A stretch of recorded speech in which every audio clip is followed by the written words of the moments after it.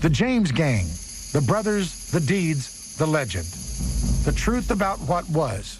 Next, in the Real West.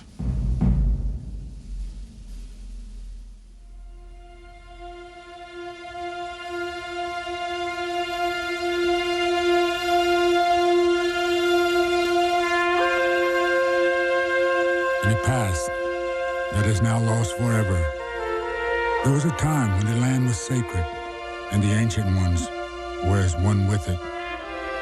A time when only the children of the Great Spirit were here to light their fires in these places with no boundaries. When the forests were as thick as the fur where they want to bear. When a warrior could walk from horizon to horizon on the backs of the buffalo. When the deserts were in bloom and the streams pure as freshly fallen snow. In that time when there were only simple ways, I saw with my heart the conflicts to come. And whether it was to be for good or bad, what was certain was that there would be change.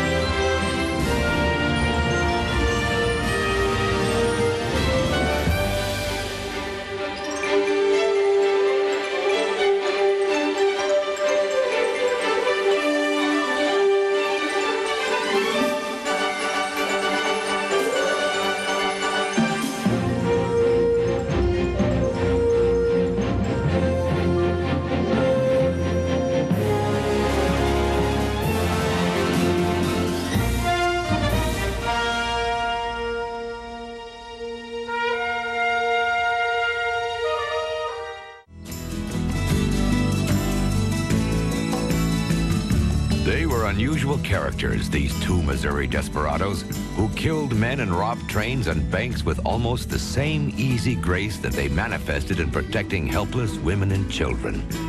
James biographer, 1913. From 1860 to 1882, the James Gang was the most feared band of outlaws in American history. They were responsible for over 20 bank and train robberies and the deaths of countless individuals that stood in their way. By the end of their career, the gang had stolen an estimated $200,000. The exploits of the James boys, the Youngers, have made Americans feel that the West was certainly a wild, wild place. They were the exception. They were not the rule.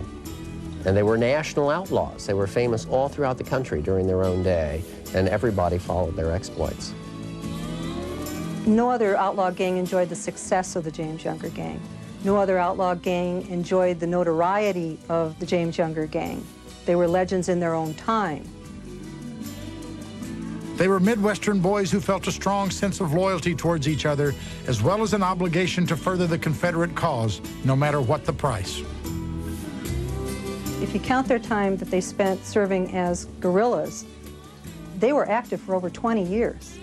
Their sense of unity was so great that they could pull off things that other robbers could not. They were very intelligent. They were from prestigious families. They had the support of the community. From 1860 to 1882, they were the hottest thing going. No one had that longevity. Legal authorities found it virtually impossible to stop the gang's criminal activities. The $20,000 reward offered for their capture only added to their legend. But all of their success had a price. In 1876, the gang made one fatal mistake, which quickly led to the end of their illustrious careers.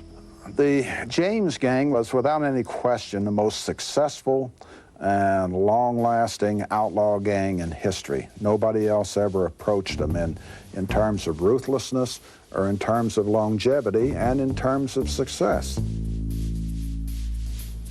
The roots of the most infamous bandits in American history can be traced back to humble beginnings.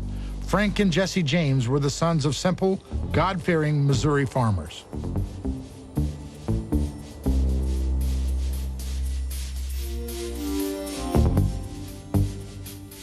Robert James, a Baptist minister, and his wife Zerelda Cole James migrated from Kentucky to western Missouri in 1842. They soon settled in Clay County and became prosperous farmers. When Frank was 7 and Jesse not yet 3, their father left his established farm to accompany a group of gold seekers to California.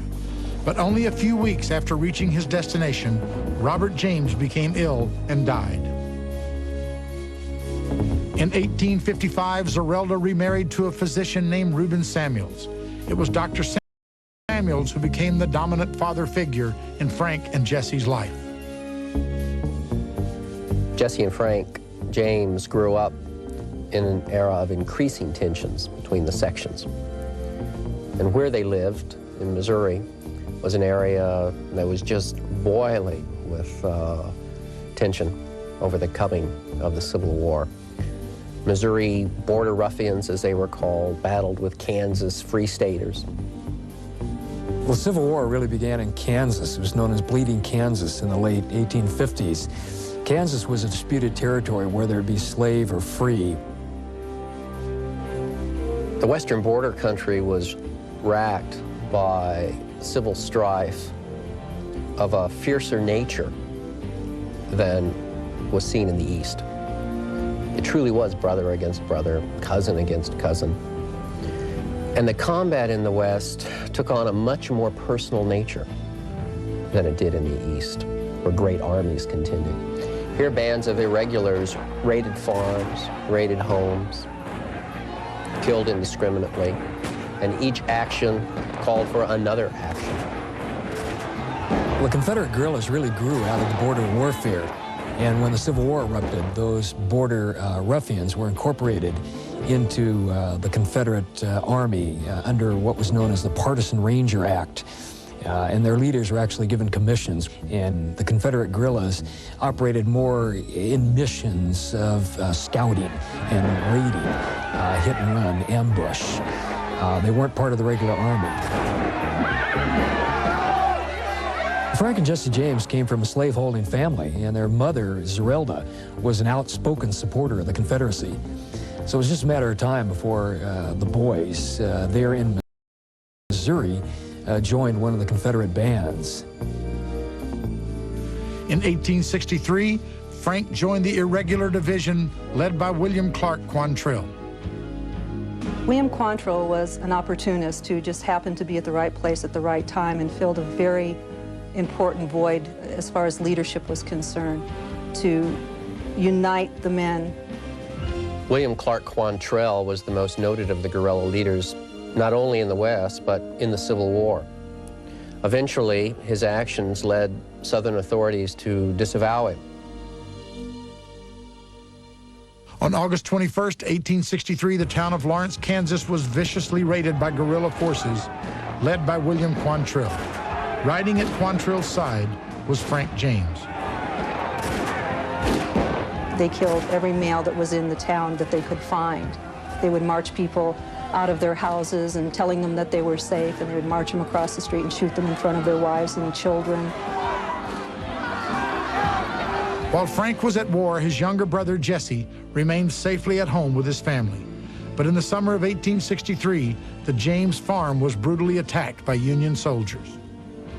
They wanted information about the partisan rangers, the guerrillas in the area. Jesse was out in the field, the cornfields. The Union soldiers found him there. They beat him up. His stepfather, Reuben Samuels, was hung.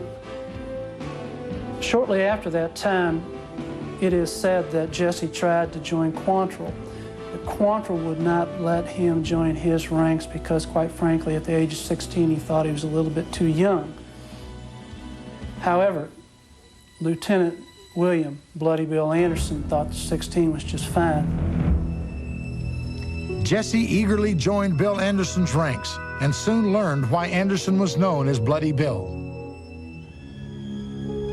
Bloody Bill Anderson got his name because he was ruthless. He was completely ruthless. He had had enough, and Bloody Bill was the leader of those who decided that they were going to take no prisoners.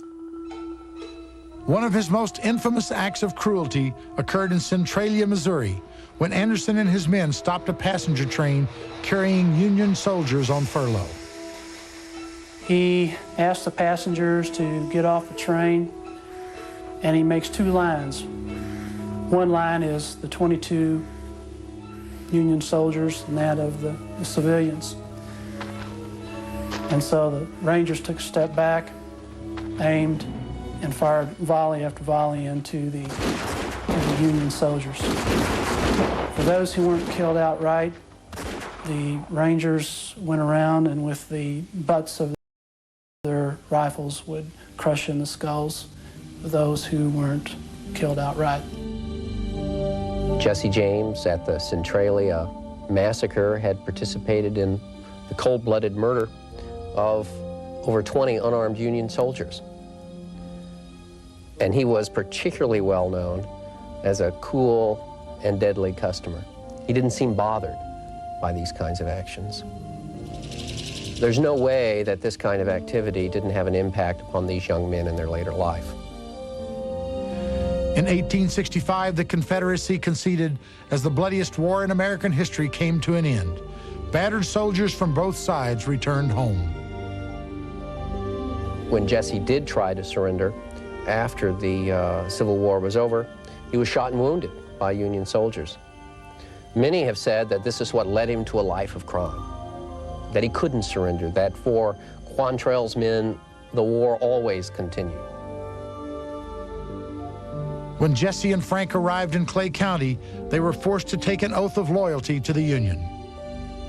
I will, to the best of my ability, protect and defend the Union of the United States, and not allow the Union to be broken up and dissolved. Oath of Loyalty, 1865.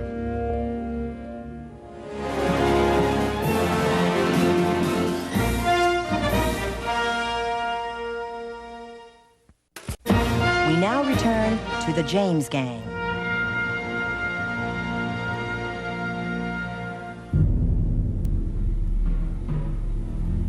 Upon returning home, Frank and Jesse James soon realized that the savagery and excitement they had experienced as guerrilla warriors had changed them forever. The people of Missouri were not allowed to return to their former lifestyle. Frank and Jesse James were very much in sympathy with that. They knew that they could never be farmers again. They could never live a peaceful existence. They were hunted, they were haunted by the events of the Civil War. They were becoming so bold and so frustrated that they wanted to continue the war, and the way that they could think of to continue the war was to rob a bank. People simply didn't rob banks. They robbed stagecoaches, they robbed stores, they robbed people in their houses, but banks were sort of exempt from this. In February of 1866, Frank James joined with fellow guerrilla Cole Younger and other loyal Confederate soldiers in a bold plan to rob the bank in Liberty, Missouri. Liberty, Missouri was the first daylight peacetime robbery in the history of the country. We suspect that Jesse planned it. Jesse was probably not in attendance, but Frank James and Cole Younger were in attendance, leading the guerrillas and forming the very basis of the James Younger gang. They rode into town quietly, rode up to the bank. Two men dismounted, went into the bank. They told the banker they wanted change for a bill, and when they came over to wait on them, they pulled out their guns and demanded all the money in the bank. The gang had attracted little attention during the robbery, but as they left the bank, one of the men suspected a young boy across the street had sounded an alarm and shot the boy through the heart. Frank James and Cole Younger were not happy with the young boy being killed in Liberty. They realized that it was too dangerous to have that many people involved in the gang. There were 14 of them, it's too many. They could go in with a limited number of people, be more effective, and lessen the risk of anybody getting hurt. They had left the bank with a sack containing nearly $60,000 in currency, government bonds, and gold and silver coins. There's about 14 people in the gang, and then you split that up among everybody in the gang, and you really do not have very much money. And what it means is that now you've got to rob another bank in order to keep your standard of living going. The composition of the James Younger gang would change dramatically from robbery to robbery. Members came and members went, but the James brothers and the Younger brothers remained as the central power structure of the gang. There was always a fight within the gang for who was the leader. Jesse James considered himself to be the leader. Cole Younger considered himself to be the leader. Cole felt that he should be the leader because Jesse was younger than he was. Jesse didn't have the experience, and Frank James didn't care who was the leader. He just wanted in on the excitement. The next robbery committed by the James Younger gang occurred in Lexington, Missouri in October of 1866. When approached, the cashier refused to produce the vault key. The robbers left with only $2,011.50 and without making good on their threat to kill the cashier. 8 months later, the James gang rode into Richmond, Missouri, entered the bank, and left with $4,000. However, citizens on the street attempted to stop the robbery, and 3 townspeople were shot in the escape.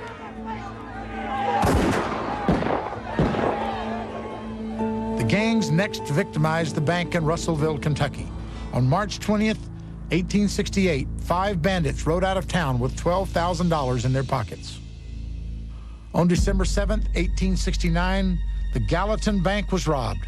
3 men entered the bank and asked John Sheets, the cashier and owner of the bank, to change a $100 bill. As Sheets turned to assist the men, Jesse shot him through the head and heart. In the beginning, anyone that was killed during a robbery was killed by accident. These were not vicious people for the most part. But with the Gallatin Bank robbery, there was a case of mistaken identity. Jesse thought that he was the person that was responsible for the death of Bloody Bill, and when he came out, he said, well, I killed the man responsible for his death. Local newspapers condemned the robbers' actions as vicious and bloodthirsty. People were now aware of the members of the gang and called for their capture. Should the miscreants be overtaken, it is not probable that a jury will be required to try them. They will be shot down in their tracks. St. Joseph Gazette, 1869. From this robbery to the end of their careers, each member of the gang had a price on their head, but they still had no difficulty finding support in their local community. That pattern of acceptance of their activities, their violent activities during the Civil War, would continue after the war, and members of the local community who had protected the guerrillas would continue their protection of the James boys. The people of the area from which they came were very enamored with the James Younger gang. They felt that they were representing their interests. They liked them sticking a spur in the side of the power elite. They liked what they were doing, and the way that they could endorse them was to hide them if they needed to, was to provide alibis if they needed to. The gang was not active again for another year when on June 3rd, 1871, Jesse and Frank James, Cole Younger, and Clell Miller entered the bank at Corydon, Iowa, and left town quietly, adding another $6,000 to their collection.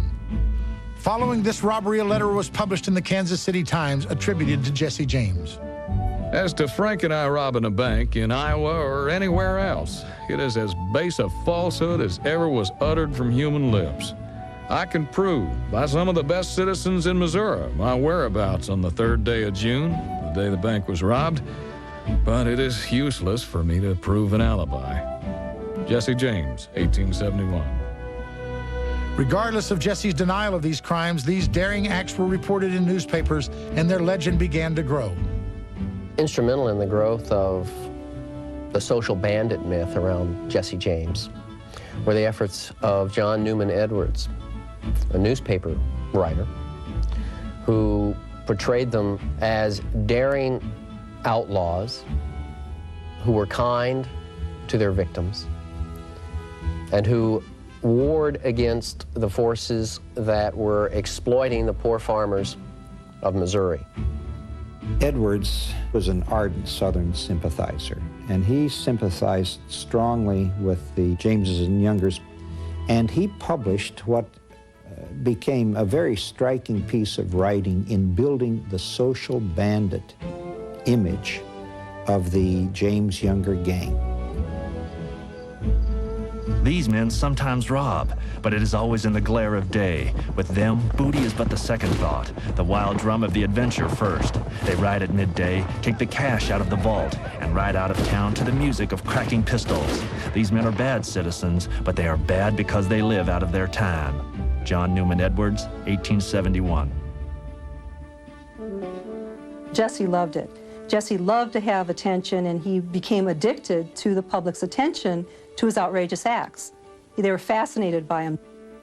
Dime novels were written about them. They were constantly featured in the Police Gazette back east.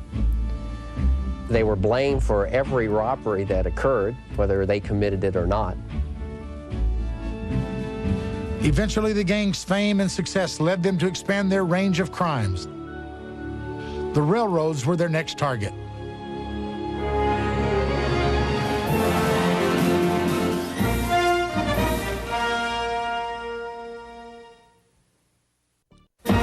We now return to the James Gang.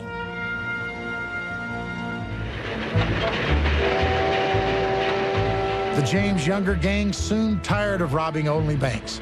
They craved a new and different challenge. The railroads, usually carrying large shipments of money, met their needs. They were not the first train robbers, but the James Younger gang established a new high in robbery. Their sense of unity was so great that they could pull off things that other robbers could not. The Chicago, Rock Island, and Pacific Railroad would be the first documented train heist committed by the James Younger gang. At dusk on July 21st, 1873, 5 members of the gang planned to stop a train near Adair, Iowa. They tried to stop the train by pulling the track out, and they thought that would be all that would happen. They could stop the train and rob the money that was on board the train. Unfortunately, when they pulled the track out, the train overturned. The locomotive engineer died. The men boarded the train and relieved the express car of only $2,000. Disappointed with the small sum of money, the gang went through the passenger car collecting valuables. Their first train robbery taught them a valuable lesson. Instead of pulling out a section of track, they simply stood on the rails waving a warning light, and the trains always stopped. On January 31st, 1874, the James Younger gang flagged down a train at Gads Hill, Missouri. As the train ground to a halt, the conductor stepped off the train to face the muzzle of a 6-shooter. The gang boarded the train, robbed the passengers, and stole amounts from the express car that some say vary anywhere from $2,000 to $22,000. It's difficult to know just how much money the James boys got at the robberies. Very often, the banks or the express companies that ship the money on trains didn't like to reveal the amount of cash or government bonds that they had taken. Governor Crittenden of Missouri was now offering a bounty for each of the thieves, dead or alive. Although Jesse was constantly on the run, he still had time to find romance. On April 23, 1874, Jesse married his longtime sweetheart and first cousin, Zerelda Mims. I was married to Miss Z. Mims of Kansas City. We'd been engaged for 9 years, and through good and evil report, and notwithstanding the lies that have been told upon me and the crimes laid at my door, her devotion to me has never wavered for a moment. Jesse James, 1874. Several months later, Frank followed in his brother's footsteps and took a new bride, Annie Ralston. Due to her family's objections, the two were married in a private ceremony. Shortly after their weddings, the James boys took their wives and moved to Galveston, Texas. But 5 months later, they were on the run again and decided to settle in Nashville, Tennessee. On December 31st, 1875, Z gave birth to Jesse's first child, Jesse Edwards. And 3 years later, in July of 1879, they had a daughter, Mary James. On February 6, 1878, Frank's wife, Annie, gave birth to their only child, Robert Franklin James.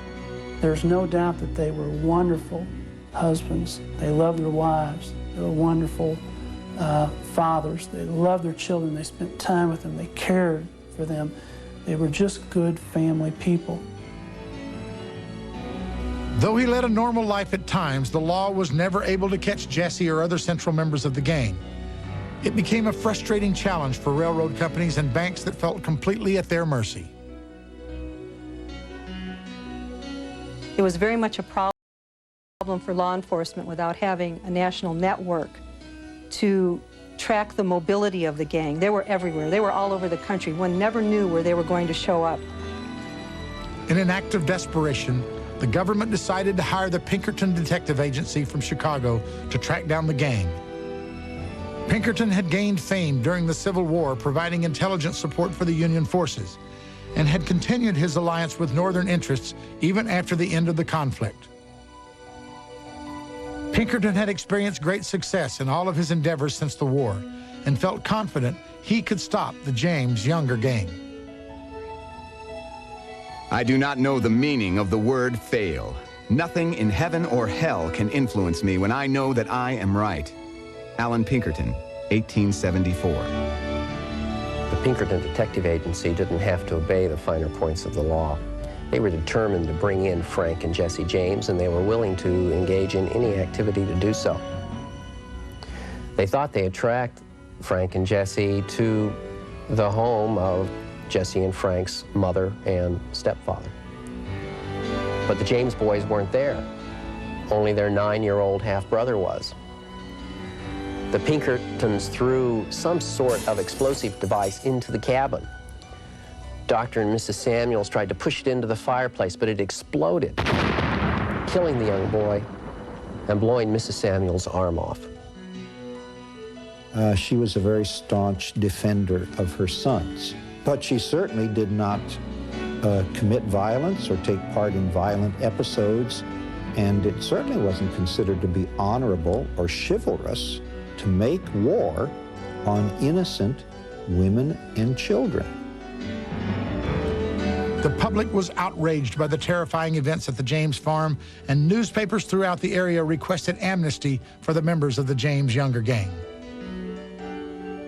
They should be given the opportunity to come home and be honest and peaceful citizens, instead of being hunted like wolves by detectives who are willing to sell their blood for the gold of a paltry reward.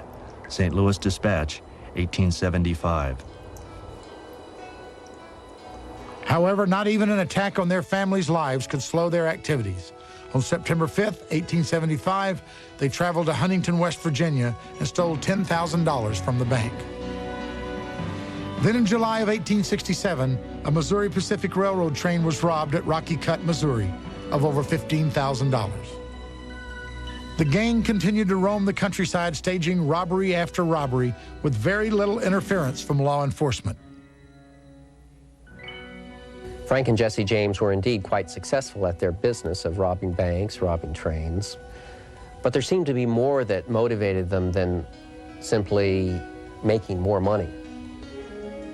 They had tasted excitement all their lives. The danger of life on the run perhaps excited them, especially Jesse. And it seemed impossible for them to turn away from their life of crime.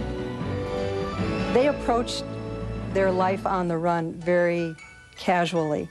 It was a very real threat to them, and they always complained that they could never live normal lives, but the truth is they didn't want to. Success followed success, and none of the gang members ever imagined that the turning point in their career lay just around the corner.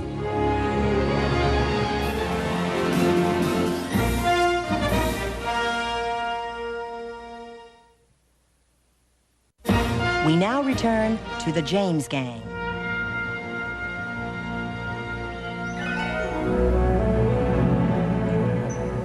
Unbeknownst to the James gang, their incredible streak of good luck was about to run out as they ventured into unfriendly territory to commit yet another crime. No one knows for sure why they decided to travel to Minnesota, but against their better judgment, they went along with the plan. The first target for the Minnesota robbery was the town of Mankato. They went to the bank, but Jesse believed that he was recognized, so they decided not to rob that bank. At that point, Bill Chadwell told them of the existence of a bank in Northfield, Minnesota, This bank had the potential to be as lucrative as some of their larger heists. But this raid would not play out as successfully as their others. When they rode out of Missouri and made the assault upon Northfield, Minnesota, they went into an area that was not Northern interest, an area where you had primarily farmers, very honest, hardworking people. In Minnesota, the gang was working in a territory that was completely foreign to them. They couldn't count on the sympathy of any of the local population. And they, in fact, met a population made up heavily of Union veterans who were equally well acquainted with the use of firearms and who were determined to protect their property and their homes from the raids of these outlaws. The men split up on the way to their destination. As they approached the outskirts of Northfield, the gang regrouped in anticipation of their famed assault. Frank James, Bob Younger, and Jesse James entered the front door of the bank, while Cole Younger and Clell Miller kept watch outside. The men immediately encountered trouble inside. Joseph Haywood, the cashier, refused to cooperate, and in an act of anger and frustration, was shot and killed. Outside, things were going just as badly. The citizens of Northfield had become aware of the robbery and quickly grabbed their guns to defend their town. The gang came running out of the bank in a desperate effort to escape. In the gun battle that ensued, Charlie Pitts was shot dead in the street, and Bill Chadwell, the only member of the gang familiar with the area, also lost his life just outside the bank. Once they were able to find their way out of town, they really couldn't remember where they were. They were turned around. They ended up for 10 days just riding in circles while the biggest manhunt in the history of the United States began. Jesse James and his brother Frank decide that they will split off from the Youngers because the Youngers are so badly wounded that they're going to slow everybody down, and everybody stands a chance of being captured. Eventually, the Youngers were trapped, and there was a brief gun battle. Jim and Cole were very, very seriously wounded. Cole was shot 12 times. Jim was shot about 5 times, once through the mouth, was very seriously injured. And Bob eventually stood up and said, "They're all down but me. We surrender." At which point he was shot. Though all of the Youngers were very badly wounded, none of them were killed. Cole, Bob, and Jim Younger decided to plead guilty to the crime they were charged with in order to avoid execution. They were sentenced to life in prison. We tried a desperate game and lost, but we are rough men used to rough ways, and we will abide by the consequences. Bob Younger, 1876. Frank and Jesse just kind of lost their best friends in the Youngers. They ended up spending 25 years in the state penitentiary in Minnesota. They had to start with a whole new gang. Frank and Jesse eluded capture and eventually made it all the way back to their homes in Tennessee, where they took time off from their criminal activities and tried to resume a normal life.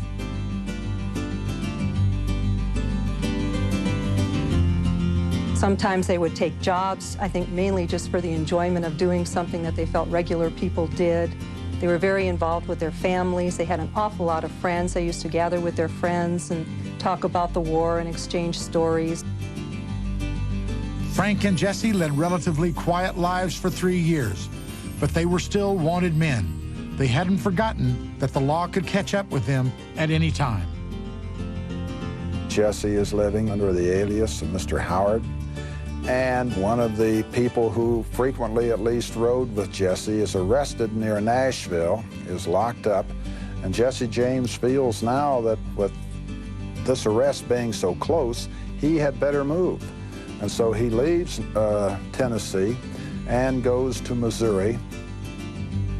In 1879, Jesse moved his family to Kansas City, Missouri, and resumed his criminal activities. Jesse James still had a gang, but increasingly the talent was running out. The Youngers were gone. Other members of the gang over the years had been killed or faded away or so forth. And so there were beginning to be real problems of recruitment.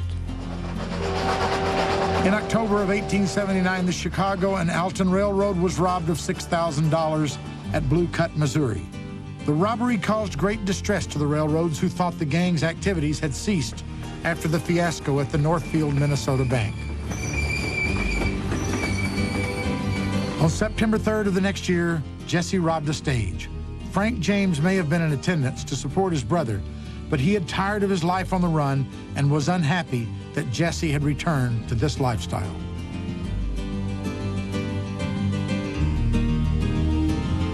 In 1881, Jesse moved his family once again, this time to St. Joseph, Missouri, where he rented a house from a local government official. It was in this house on the fateful morning of April 3rd, 1882, that Jesse decided to plan one more robbery with Charlie and Bob Ford.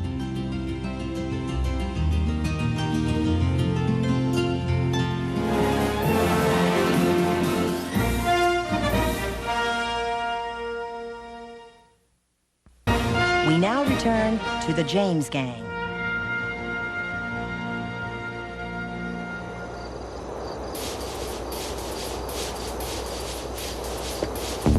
Although the law came close on occasion to nabbing the James boys, they never did. It proved impossible for legal authorities to bring in Frank and Jesse James. They were protected by the local community. They were always on the move. There were people in Missouri who didn't like Frank and Jesse. Certainly they didn't do much for tourism, and they didn't do much for business either. People didn't want to put their money, invest their money in Missouri because they were afraid that Frank and Jesse may come and get it. Eventually, in fact, the governor of Missouri had to step outside the law. He had to put together a reward fund that was so large that one of the members of the James gang would turn traitor. But he couldn't use state funds for that. He got the railroad companies to put up the money. Governor Crittenden's plan was successful, and on the morning of April 3rd, 1882, Jesse sat at the kitchen table to plan another bank robbery. In his company were Charlie Ford, who had ridden with the gang before, and his younger brother, Bob, who seemed eager to participate in the latest crime. As the three men got up from breakfast, Jesse uncharacteristically took off his gun belt and laid it on the bed. As he walked into the parlor, he noticed a picture that needed to be straightened. He climbed up on a chair, and while his back was turned, Bob Ford drew his revolver and shot Jesse in the back of the head. Z. James turned in horror to see her husband lying dead on the floor. Jesse James was dead at the age of 34, leaving his mother, wife, and 2 children in complete despair. At first, it was hard for people to believe that Jesse James was actually dead. As soon as the news got out, hundreds of people in St. Joe came scurrying to the house to see his body. People throughout Missouri, though, were outraged at the method that the governor and the legal authorities had used to bring Jesse in. The hiring of a murderer was not something that legal authorities were supposed to engage in. The Fords apparently expected to be treated as heroes, and it didn't happen. Whereas if Jesse James had been killed as a result of a bank robbery, or had even been shot down other than from behind, but this seemed to be such a cowardly assassination.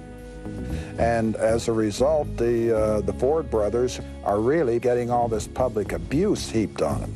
And Charlie, who's apparently the more sensitive of the two, holds up well under it for at least 2 years, and then he can't stand it any longer, and he simply put a gun to his head and pulled the trigger. Bob Ford goes on for another 10 years, and then he owns a saloon in Creede, Colorado, and there's another man who walks in and simply points a shotgun at him and pulls the trigger, and Bob Ford is history, just like Jesse James was.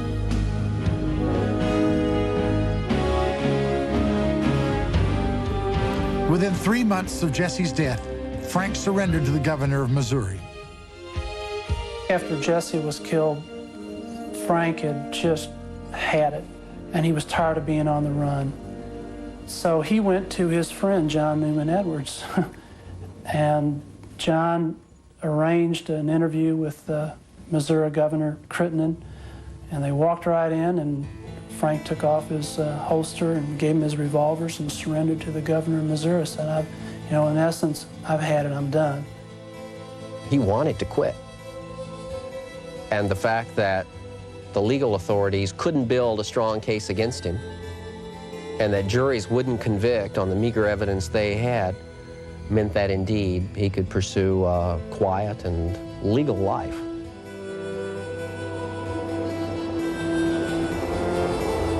Frank James returned home to the family farm in Clay County, Missouri, where he and his mother made money selling pictures and giving tours of their home. While Frank was enjoying his newly acquired freedom, his loyal friends, the Youngers, were still serving life sentences at Stillwater Penitentiary.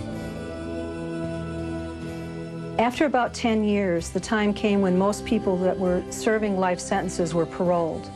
Bob Younger was very, very ill with tuberculosis at that time, but the governor would not let him go home to Missouri to die. He said, nope, they're in here. This is where they're going to stay. Eventually, Bob did die in prison after serving 13 years. Jim and Cole then went on to serve a total time of 25 years, and they were paroled in 1901. Only 1 year after serving a 25-year prison term, Jim Younger decided he could not live happily with the strict limitations of his parole and committed suicide. Cole, at that point, decided that he was going to work however he could to get himself back to Missouri. When he got there, he decided with Frank James that something that would be really fun would be to tour in a Wild West show. So he and Frank James joined up with the Wild West show and went all over the country. While it was relatively successful, Frank James and Cole Younger were embarrassed by a lot of the things that happened along the road and eventually just stopped being associated with the show. But Cole Younger and Frank James continued to make money from their outlaw past, telling tales about the daring adventure of their youth. Frank James went on the lecture circuit arguing to impressionable audiences that crime doesn't pay. But of course, crime was paying because he was now lecturing, taking their dollars so he could stand and tell them about his adventures, riding with Jesse, robbing banks, robbing trains, fighting in the Civil War. Frank died at the age of 72 and was buried in the family plot in his hometown of Kearney, Missouri. His death marked the end of an era. This is the Biography Channel. You want to be yourself, but you're not allowed to be yourself. This is the Biography Channel. I was just beside myself with anger and disappointment. This is the Biography Channel. I'm the only actress he knows.